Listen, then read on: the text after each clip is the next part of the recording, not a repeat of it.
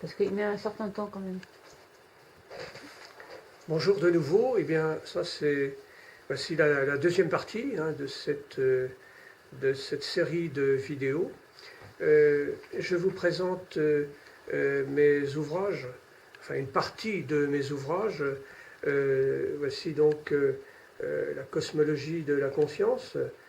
C'est le premier tome de la série Cosmos. Le deuxième tome est sorti, le Cosmos et Langage. Je vais vous parler un petit peu de ces deux tomes. Est-ce bien nécessaire de parler de mes livres? Ben oui, parce que je ne suis pas aussi connu que Michel Onfray, pour qui j'ai une grande amitié. Et en tout cas, ces ouvrages, oui, je parle de Michel Onfray parce qu'il a sorti une trilogie aussi, et son premier ouvrage s'appelait Cosmos. Donc voilà, c'est juste la relation. Sinon, j'aborde dans cet ouvrage, dans ces ouvrages, j'aborde la question du langage du cosmos. Et pourquoi cela?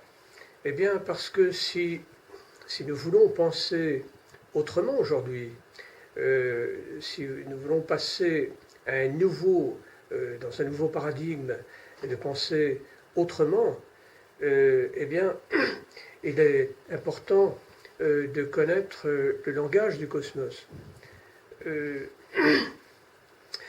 Vivre avec cette nouvelle pensée, je pense que ça permettra à l'humanité de traverser cette crise, la crise exceptionnelle que nous vivons actuellement.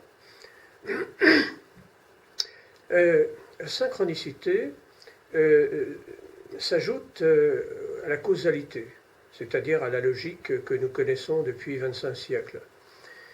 La causalité forme la base, en quelque sorte, d'un triangle, dont la pointe est je dirais, le système ou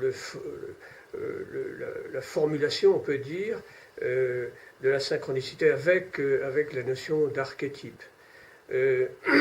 Alors, la base, si vous voulez, de ce triangle, je pourrais vous faire un dessin, mais là je n'ai pas de tableau, mais je peux vous montrer sur un papier. Alors, il me faudrait un crayon là-bas sur le bureau, là. Et donc, je vais vous faire un petit dessin. Alors, si c'est possible d'avoir un crayon plus important, il y a des crayons noirs juste derrière le globe, là-bas. Je suis désolé parce que voilà. Mais je voudrais vous dessiner, voilà, très bien. Je voudrais vous dessiner cette image de synchronicité. Donc voilà cette image. Donc voilà, vous avez un triangle ici. Ce triangle, eh bien, on le coupe en deux parties. La partie inférieure, eh bien, c'est le moi conscient. Voilà, la partie inférieure, c'est le moi conscient, et la partie supérieure, eh bien, c'est l'inconscient. J'espère que vous allez pouvoir lire, voilà, décoder mon écriture, n'est-ce pas? Dans le bas du triangle, eh bien, vous avez cette façon de penser qu'on nomme la causalité. Voilà. La causalité, c'est quoi? C'est très simple. Ici, sur le petit point là, de ce côté-là, vous avez un événement physique, et là, vous avez un événement psychique. La relation, donc une cause, un effet, ça va, on peut dire, dans ce sens-là. Et nous fonctionnons habituellement de cette manière-là. Ça s'appelle, c'est le principe de causalité. Autrement dit, si je descends dans la rue et puis il y a une brique qui tombe du toit et qui s'écrase devant mes pieds, je vais dire, ben voilà, il y a une cause matérielle, physique, parce qu'il y avait un peu de vent, il y avait du givre peut-être sur le toit, et puis que cette brique a glissé au moment où j'arrivais. Voilà. Et donc, voilà, ici, eh bien, je suis effrayé, ou je me demande, tiens, pourquoi cette brique, alors que je vis en ce moment une série noire de, je dirais, d'événements. Donc là, ça rajoute quelque chose que je n'aime pas du tout. Et mon mental, il reste coincé en quelque sorte dans la causalité. Et la plupart des gens fonctionnent comme ça. Ce qui conduit généralement à la dépression. Pourquoi? Eh bien parce que le mental, il va se mettre à fonctionner en boucle et essayer de chercher des explications. Or, à un moment donné, il se trouve dans un cul-de-sac et eh bien, ça ne va plus du tout. Alors, ici au-dessus, ce que Carl Jung nous dit, c'est qu'au moment où cette brique tombe devant moi, alors ça peut être évidemment toutes sortes d'incidents, d'accidents, d'événements, de circonstances plus ou moins graves. Mais bien sûr, je vais noter un événement important dans ma vie. Évidemment, si une mouche se pose sur mon nez, je ne vais pas penser à la causalité, le rapport causalité-synchronicité, évidemment. Hein. Alors, donc voilà, nous restons habituellement enfermés dans ce schéma de la causalité. Or, Jung nous dit, quand il arrive donc à un événement important, eh bien il y a un archétype, et l'archétype il se trouve en haut ici, hein, je vais noter archétype, voilà, archétype, et pour dire exactement ce qu'a dit Jung, eh bien, c'est qu'il y a un archétype qui est constellé dans notre inconscient. Voyez-vous, l'inconscient ici. Et donc, ce que c'est que cet archétype? Eh bien, si on connaît les anciens savoirs, je parlais d'astronomie sacrée, j'ai parlé d'astrologie, on peut parler du Yiking aussi, c'est-à-dire ces systèmes qui nous décrivent les expériences de synchronicité. Et donc, qu'est-ce qui se passe ici? Eh bien, au moment, voilà, je mets une flèche le long de mon triangle, et le long de cette flèche, eh bien, je vais marquer justement synchronicité. Hein, synchronicité. Voilà. Voilà. Merci de votre patience. Synchronicité, voilà.